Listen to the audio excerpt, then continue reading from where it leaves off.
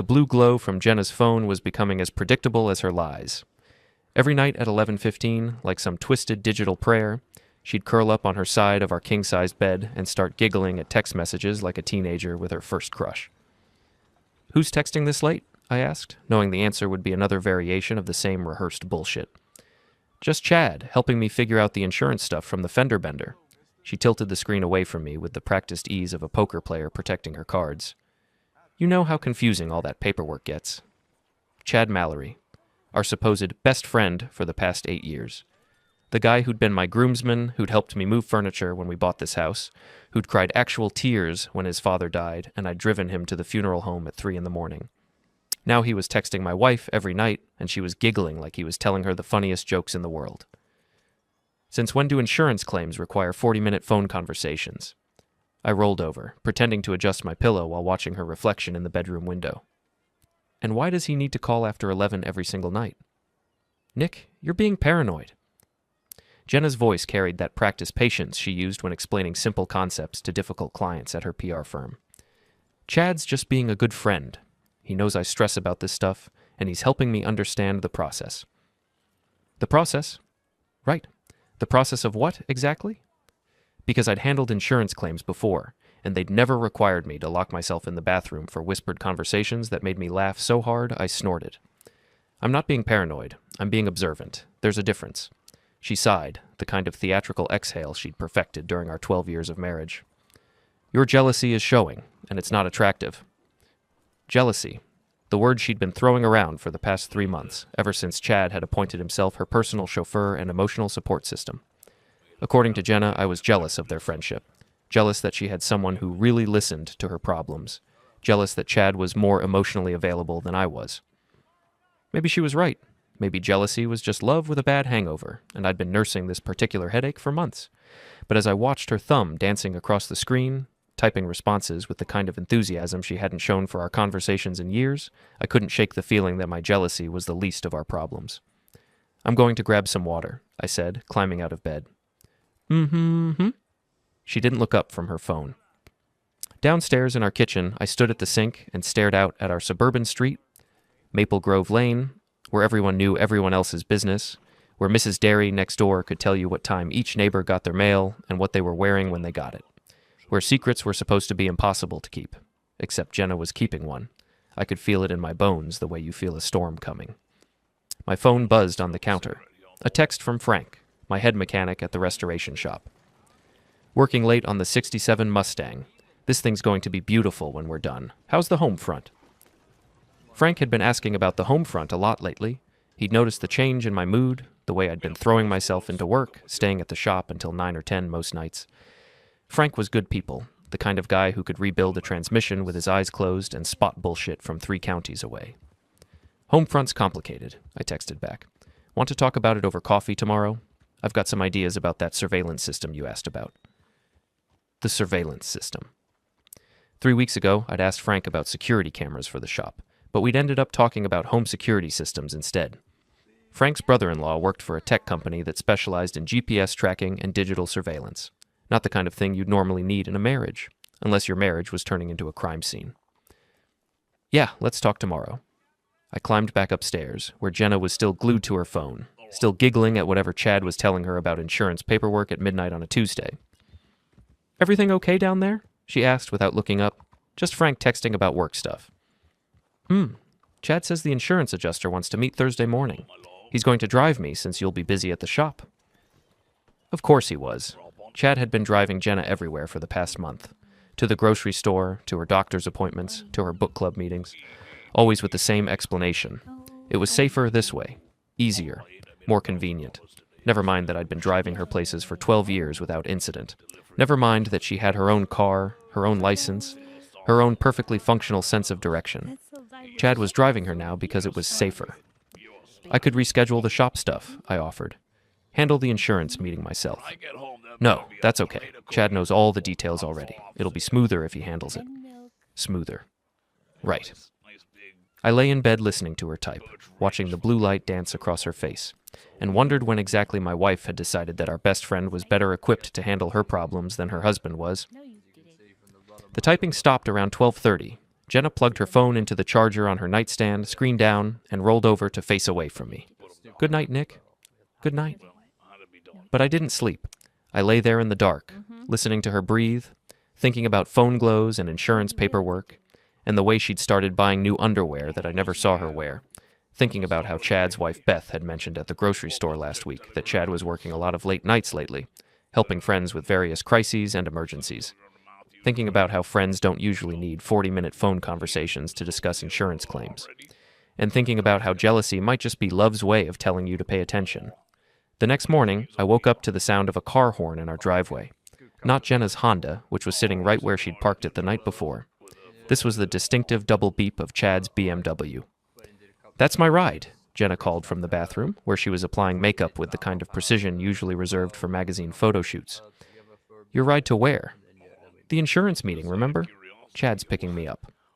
I checked my phone. 7:45 a.m. "The meeting you said was Thursday morning?" "It got moved up. Chad texted me this morning." Of course he did. Chad and his mysteriously flexible schedule, always available to swoop in and rescue Jenna from the terrible inconvenience of driving herself places. I walked to the bedroom window and watched Chad climb out of his BMW. He was wearing a suit that probably cost more than I made in a week, his hair styled with the kind of product that promised to make middle-aged real estate agents look like movie stars. He checked his reflection in his side mirror, adjusted his tie, and headed toward our front door with the confident stride of a man who belonged here. "You know, I still don't understand why you need Chad to drive you everywhere," I said, watching Jenna pack her purse with the same care she used to reserve for vacation trips. "You've been driving yourself to appointments for 12 years. I told you, it's easier this way. Chad knows the insurance people, he knows the process. Why make it more complicated than it needs to be?" "Because you're a grown woman who's perfectly capable of handling her own business?" She stopped packing and looked at me with that patient expression again.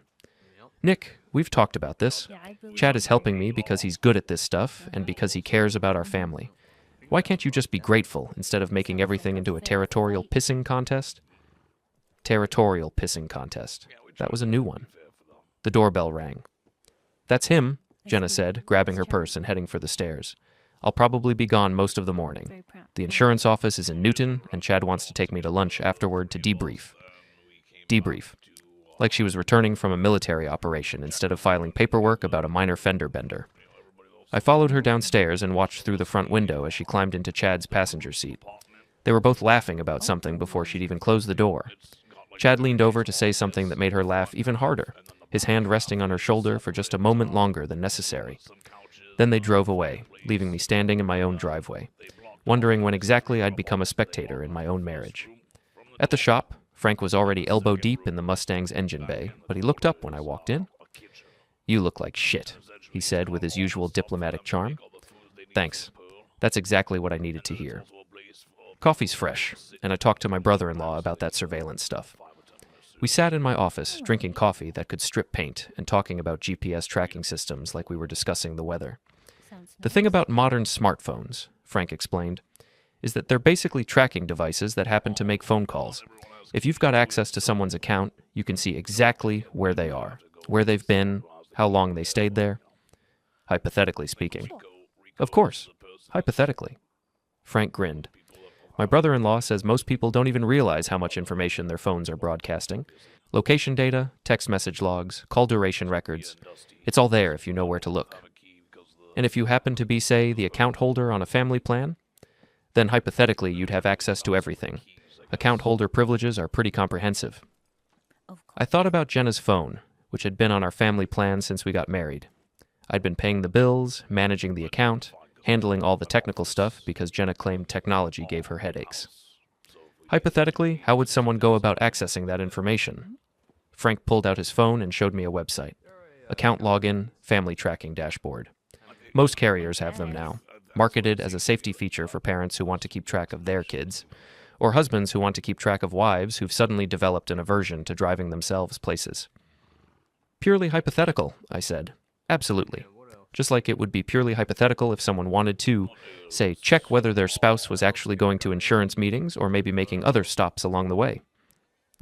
We spent the rest of the morning working on the Mustang, but my mind was elsewhere. I kept thinking about Chad's hand on Jenna's shoulder, about the way they'd been laughing before she'd even settled into her seat, about how comfortable they looked together, about how she'd been taking longer and longer to come home from these mysterious errands that always seemed to require Chad's expertise. At lunch, I drove home to grab a sandwich and check the mail. Jenna's Honda was still in the driveway, which meant she was still out with Chad, still handling insurance business that apparently required a full day of attention. I sat at my kitchen table, eating a turkey sandwich and staring at my laptop screen. The carrier's website was open in front of me, the family tracking dashboard just a few clicks away.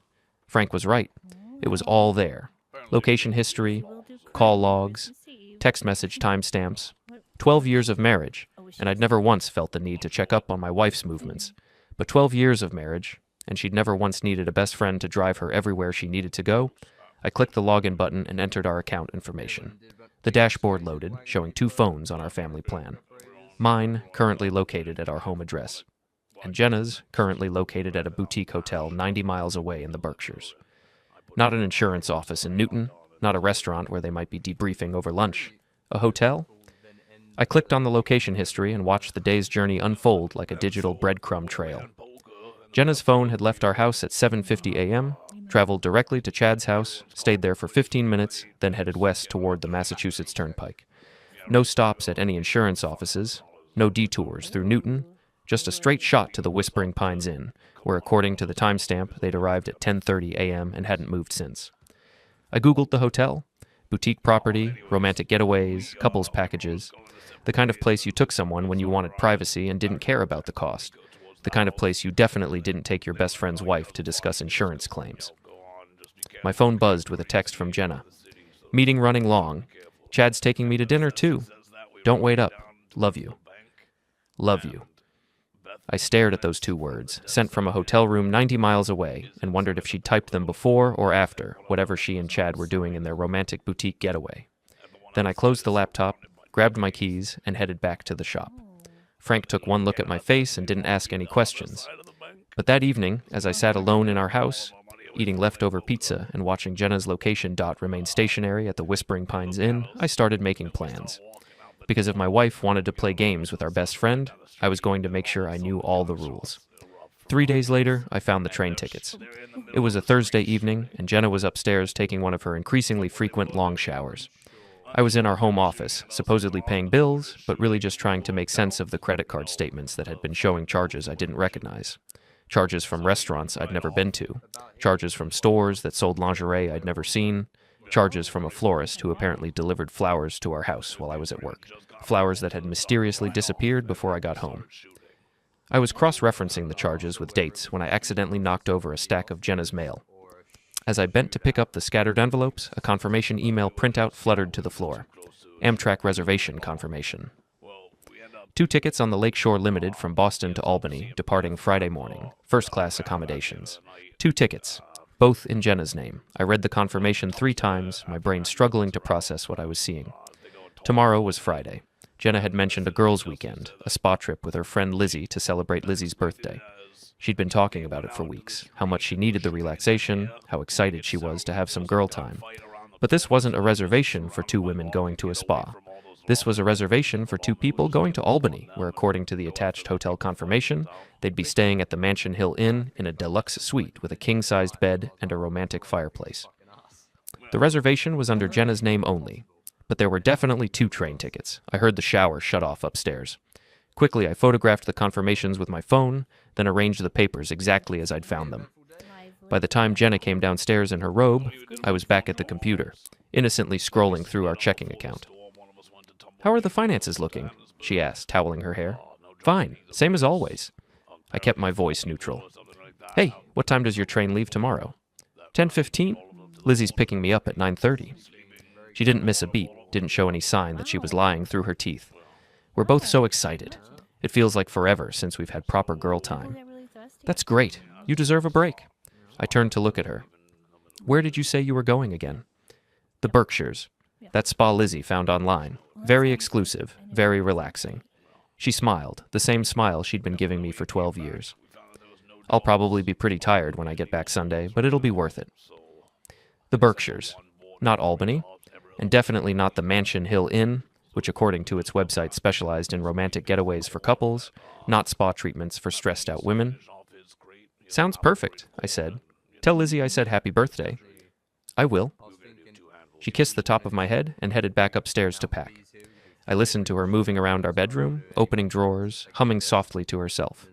The same woman who'd shared my bed for 12 years, who knew how I liked my coffee and remembered to record my favorite shows, who'd cried when her father died and held my hand through my mother's cancer treatment. The same woman who was planning to spend the weekend in a romantic hotel suite with our best friend and who was lying to my face about it with the practiced ease of a professional. I waited until she was asleep, then crept back down to the office and opened the family tracking app on my phone. Tomorrow, I'd be able to watch her location in real time. I'd know exactly where she went, how long she stayed there, and whether she was really with Lizzie or with someone else entirely. But deep down, I already knew the truth. The next morning, Jenna was up early, packing her overnight bag with the kind of care she usually reserved for business trips. I watched from the bedroom doorway as she folded lingerie I'd never seen before, black lace and silk that definitely hadn't come from Target. "New underwear?" I asked casually. She glanced up, not even slightly embarrassed. "Lizzie convinced me to splurge a little. She said spa weekends are about feeling good about yourself." "Makes sense."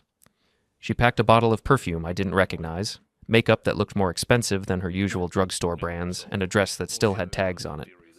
"You're really going all out for this spa weekend." "Well, it's Lizzie's birthday. I want to look nice for dinner." She zipped up the bag and set it by the bedroom door. "Besides, when's the last time I bought myself something pretty?" "When's the last time you wore something pretty for me?" I thought, but didn't say. At 9:20, a car honked in our driveway. But it wasn't Lizzie's silver Prius, it was Chad's BMW. "That's weird," Jenna said, looking out the window. "Chad's here instead of Lizzie." She grabbed her phone and pretended to check her messages. "Oh, Lizzie's car wouldn't start. Chad offered to give me a ride to the station." Of course he did. Chad, always ready to step in and save the day. Chad, who apparently had nothing better to do on a Friday morning than chauffeur other men's wives to train stations. I walked Jenna to the front door and watched Chad get out of his car. He was dressed casually, jeans and a polo shirt, but he'd clearly put effort into his appearance. His hair was perfect, his smile was bright, and he was carrying a travel bag that looked suspiciously similar to Jenna's. "Hey, Nick," he said, walking up our front steps. "Sorry about the last-minute change. Lizzie's having car trouble, so I'm playing taxi driver." "No problem. Thanks for helping out." "That's what friends are for, right?" He grinned and took Jenna's bag. "Ready for your girls' weekend?" "So ready," Jenna said, kissing my cheek. "I'll call you tonight." I watched them walk to his car, watched him open her door like a gentleman, watched them drive away together. Then I went inside, opened the tracking app on my phone, and settled in to see where my wife's girls' weekend would actually take her. The blue dot representing Jenna's phone moved through town, past Lizzie's house without stopping, and headed straight for the highway. Not toward the Berkshires, where the spa was supposed to be. Toward Albany, where 2 train tickets and a romantic hotel suite were waiting. I grabbed my keys and headed for the door. If my wife wanted to take a romantic weekend trip with our best friend, that was her choice. But I was going to make sure I had a front row seat for the show. The drive to Albany took 3 hours. 3 hours of following that blue dot on my phone, 3 hours of rehearsing what I'd say when I found them, 3 hours of my marriage dissolving in real time. I'd called Frank from the road, told him I had a family emergency and wouldn't be in. Frank, being Frank, didn't ask questions. He just said to take care of myself and call if I needed anything. What I needed was a time machine. What I needed was to go back 6 months and pay attention to the warning signs.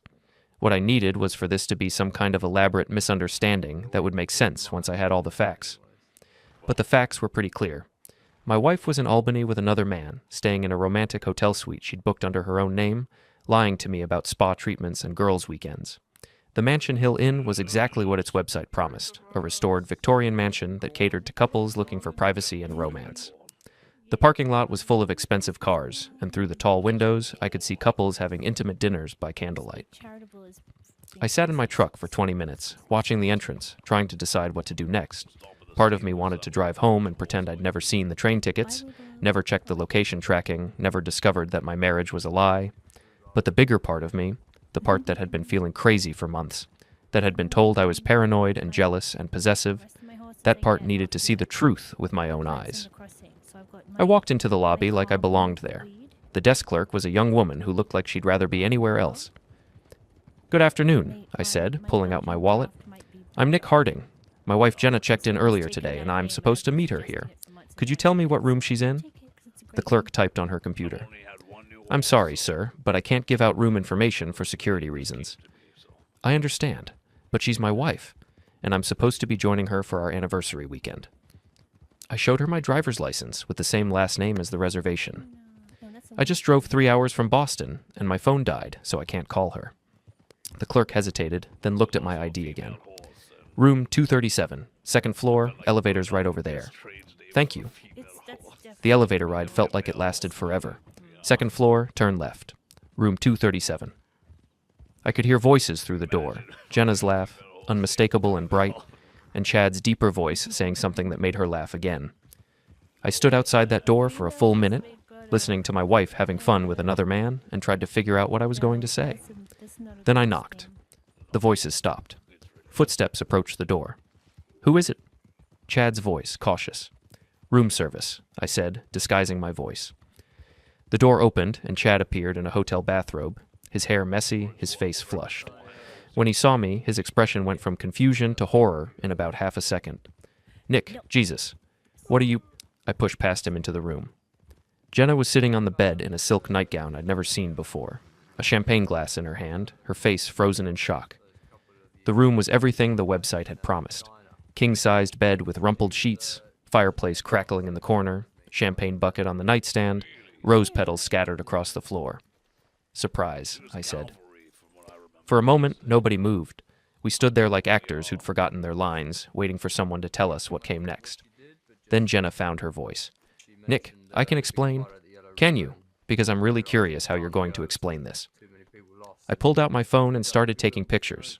The rumpled bed, the champagne, the rose petals, Chad in his bathrobe, Jenna in lingerie I'd never seen.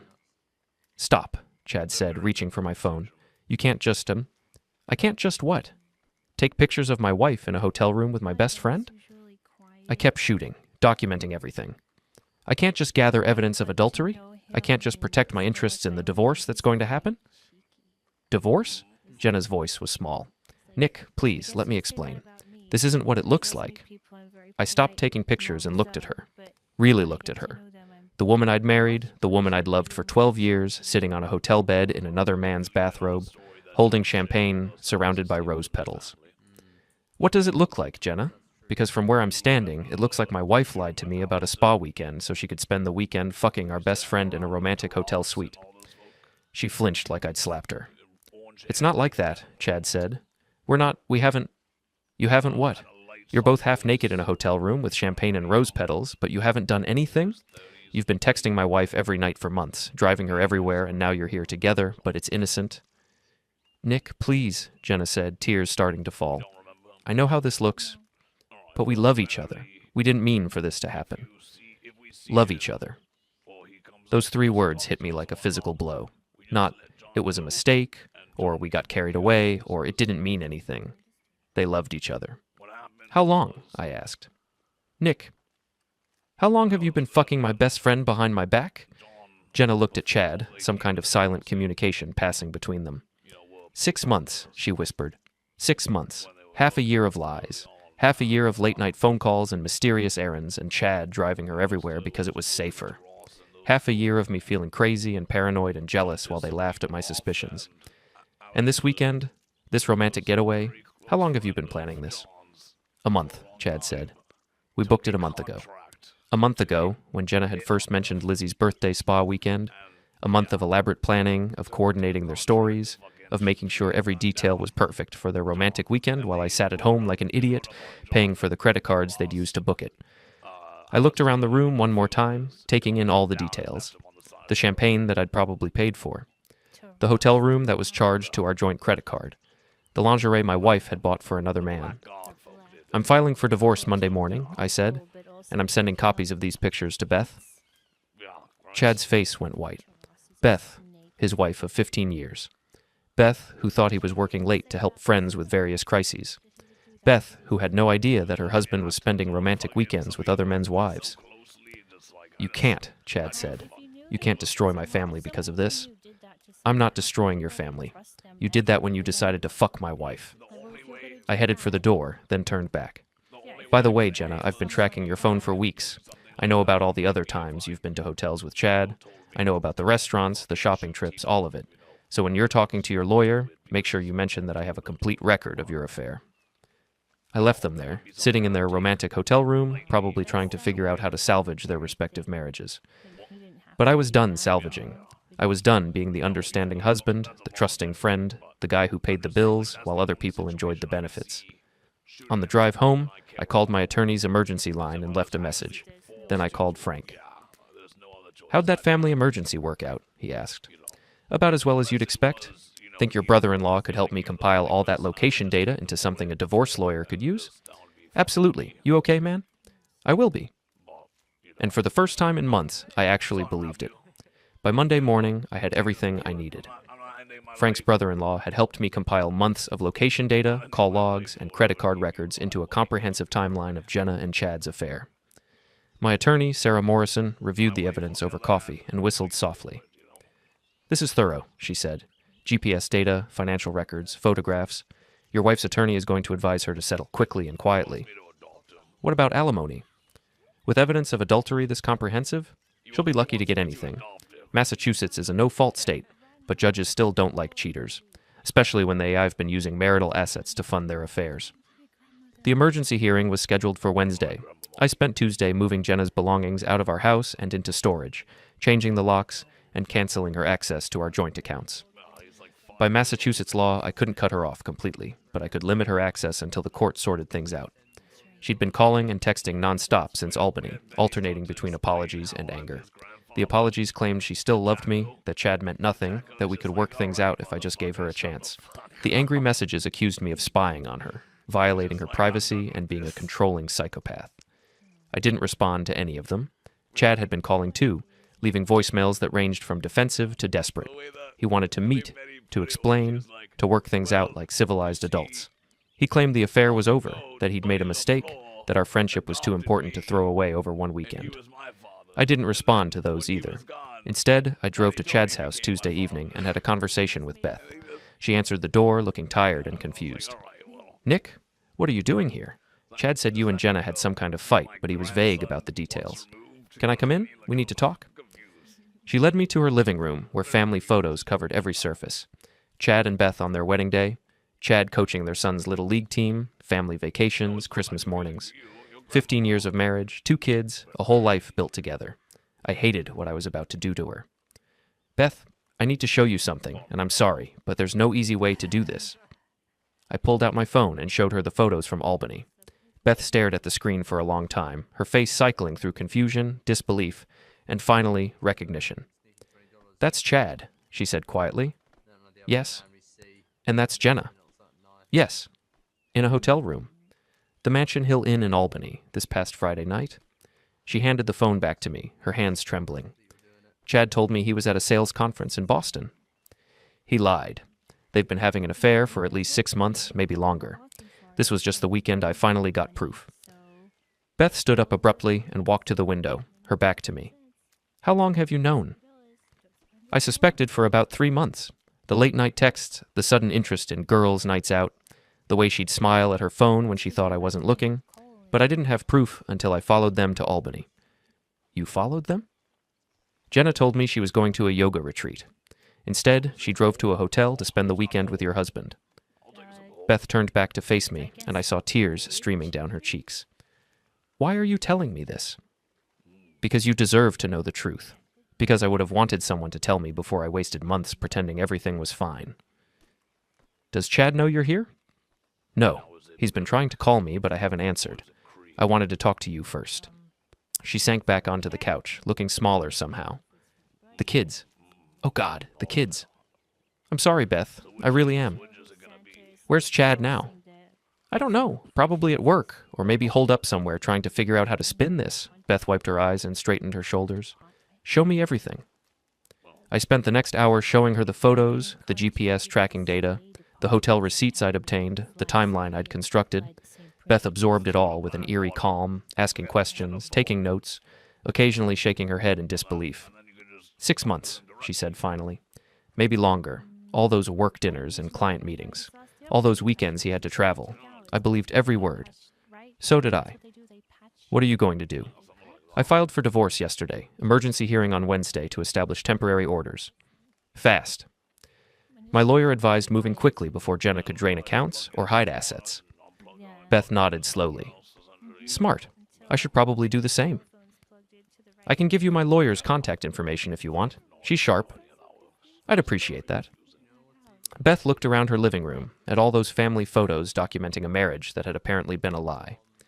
15 years, 2 children, a mortgage, retirement accounts, college funds, and he threw it all away for what? A few hotel weekends? I've been asking myself the same question. Do you have an answer? Not one that makes any sense. We sat in silence for a moment. Then Beth's phone rang. She glanced at the screen and showed me Chad calling. Don't answer, I said. Not until you've talked to a lawyer. What if he's trying to warn me that you're here? Then let him wonder. Let him worry about what you know and what you're planning. Beth declined the call and set her phone face down on the coffee table. You're right. I need to think strategically, not emotionally. That's exactly what my lawyer told me. Nick, can I ask you something? Sure. Are you okay? I mean, really okay? I thought about that. No, but I will be, eventually. How can you be so calm? I'm not calm, I'm furious. But I'm channeling that fury into making sure Jenna doesn't get to walk away from this marriage with half of everything I've worked for while she was busy sleeping with my best friend. Beth smiled grimly. That's fair. You should do the same. I intend to. She stood up and walked me to the door. Nick, thank you for telling me. I know this couldn't have been easy. It wasn't, but you deserve to know. Will you send me copies of everything? The photos, the evidence, all of it? I'll email it tonight. And your lawyer's information? That too. Beth opened the door, then paused. For what it's worth, I always thought you and Jenna were solid. I envied what you had. So did I said. Turns out we were both wrong. I walked to my truck and drove away, watching in my rearview mirror as Beth stood in her doorway, phone pressed to her ear, probably calling a lawyer of her own. By the time I got home, I had 3 new voicemails from Chad and 7 texts from Jenna. I deleted them all without listening or reading. My lawyer called at 8 p.m. Just got an interesting email from a Beth Morrison. Says you referred her? Chad's wife. I told her what was going on. Smart move. If both spouses file simultaneously, it puts pressure on both cheaters and makes coordination between them more difficult. That was the idea. She's meeting with me tomorrow morning, first thing. By tomorrow afternoon, Chad Morrison is going to realize his life just got very complicated. Good. How are you holding up, Nick? I'm tired, angry, ready for this to be over. It's just beginning, she warned. But we'll get through it. Wednesday's hearing will set the tone for everything that follows. Make sure you're there early, dressed professionally, and keep your emotions in check. Judges respond well to the wronged spouse who maintains dignity. I'll be there. Wednesday morning arrived gray and cold. I put on my best suit, reviewed my notes one more time, and drove to the courthouse. Jenna was already there with her hastily retained lawyer, a young guy who looked fresh out of law school. She'd been crying. Her eyes were red and puffy, her makeup smudged. She tried to catch my eye as I walked past, but I kept my gaze forward. The hearing itself was mercifully brief. She handed my phone back and sat down heavily on her couch. How long?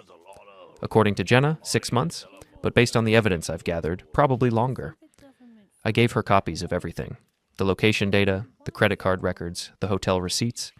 She looked through it all with the methodical attention of someone trying to make sense of her life falling apart. He's been working late, she said. All those evenings helping friends with emergencies.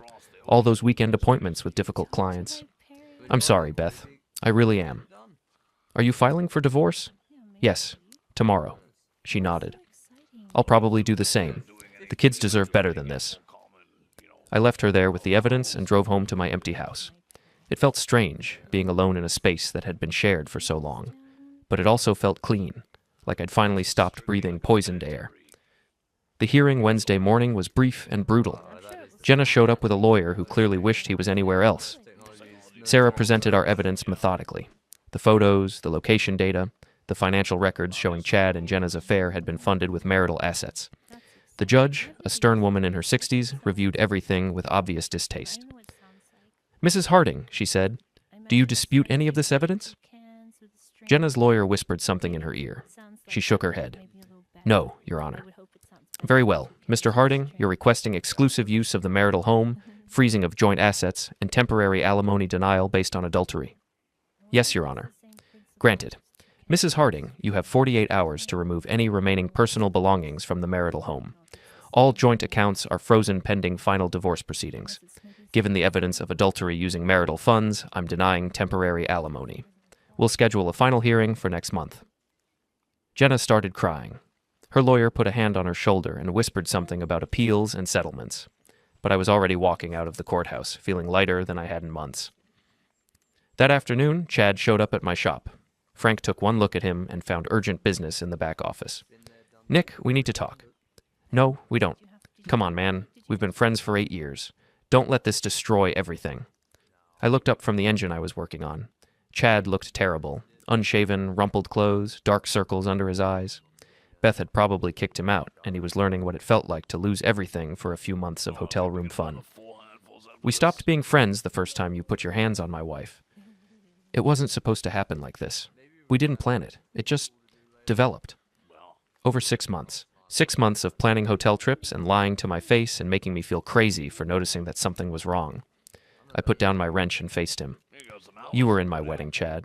You helped me move furniture. You cried on my shoulder when your dad died."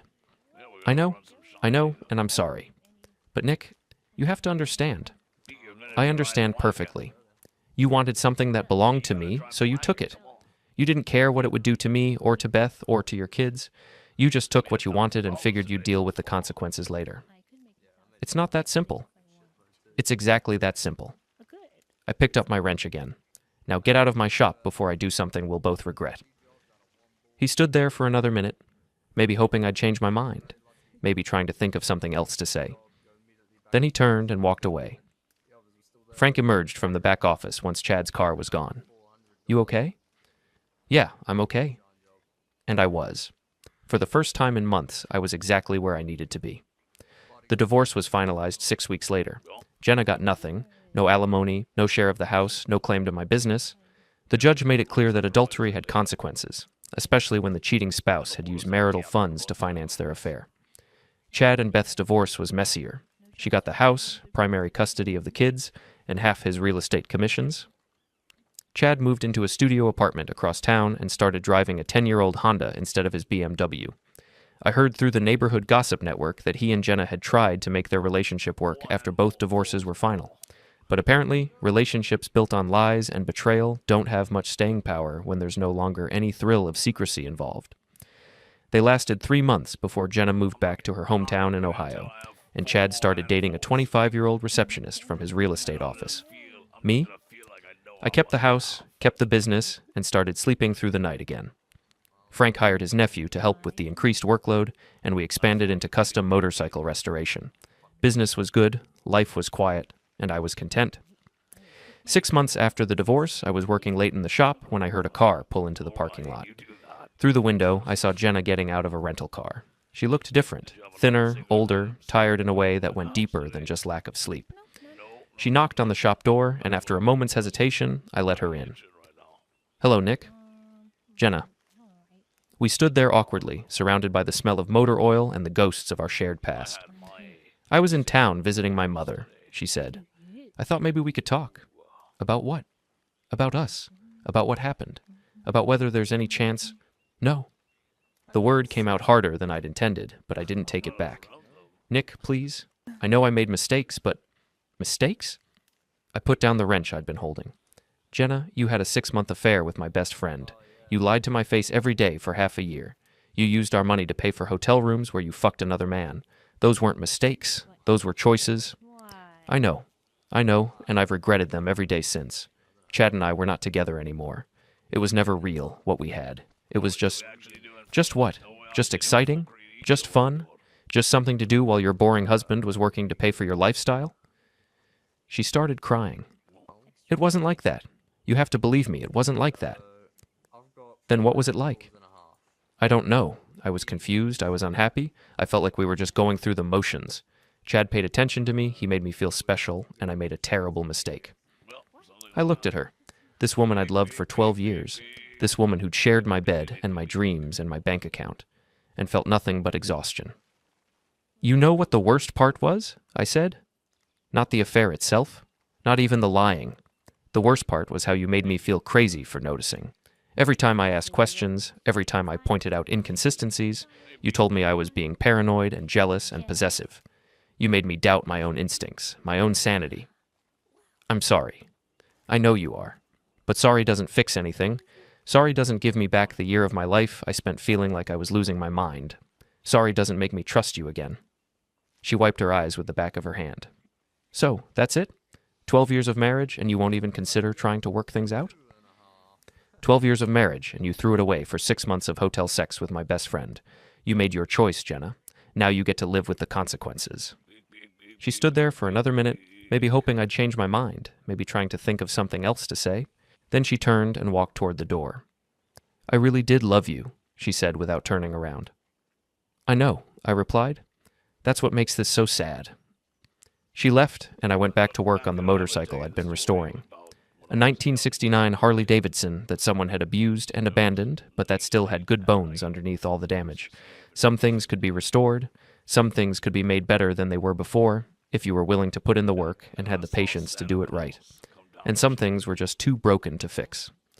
I finished the Harley 3 weeks later. It was beautiful.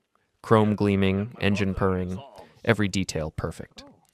The owner picked it up on a Saturday morning, paid in cash, and rode away with a smile that stretched from ear to ear. That afternoon, I closed the shop early and drove to the coast.